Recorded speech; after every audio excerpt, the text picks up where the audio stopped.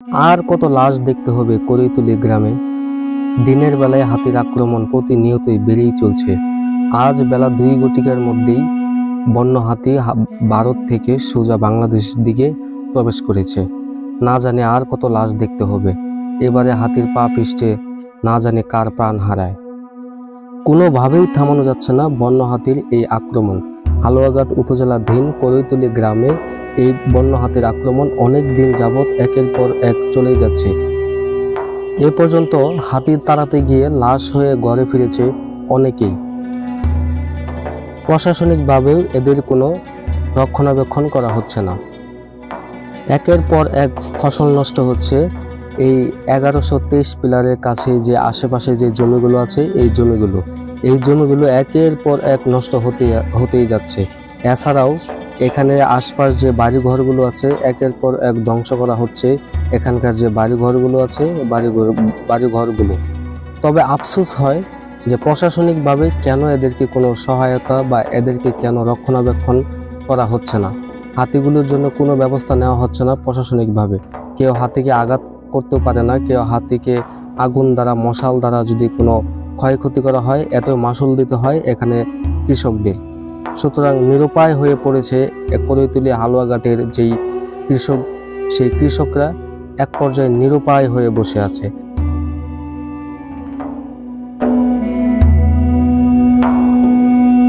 পাহাড়ের মতো যখন হাতিগুলো খুবই ক্লান্ত হয়ে যায় একের পর এক আক্রমণ করতে করতে, ঠিক এর পরক্ষণে তারা হাঁটতে হাঁটতে চলে আসে এই নদীতে।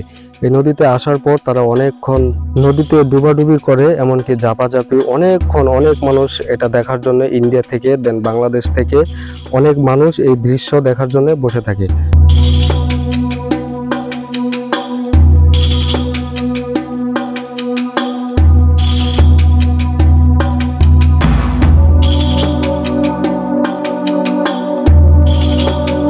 শুধুই কি বাংলাদেশের 0 পয়েন্টে ক্ষতি হচ্ছে? কথাটি সত্য নয়। ইন্ডিয়ার 0 পয়েন্টের পাশে বসবাসকৃত যেই গারো, হাজং, কুশ বস্তিগুলো আছে এই বস্তিগুলোকেও দিনের পর দিন একের পর এক ভেঙে চৌচির করে দেওয়া হচ্ছে। কোনোভাবেই থামানো যাচ্ছে না এই বন্য হাতির আক্রমণ। দিনের ঠিক 2টা-2:30টার দিকে এই হাতিগুলো ইন্ডিয়া পাহাড় থেকে ধীরে ধীরে নেমে আসে বাংলাদেশের 0 পয়েন্টের কাছাকাছি।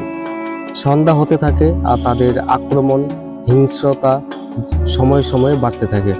এক সময় তারা হিংস্র রূপ ধারণ করে, এমনকি বাংলাদেশের আশেপাশে থাকা যেই শস্য, শ্যামল, সবুজ, সুফলা যেই ফসলগুলো এগুলোর উপরে এই বন্য হাতি ঝাঁপিয়ে পড়ে, এমনকি নষ্ট করে দেয় চোখের নিমিষেই সব জমি জমা শস্য, শ্যামলা ফসল।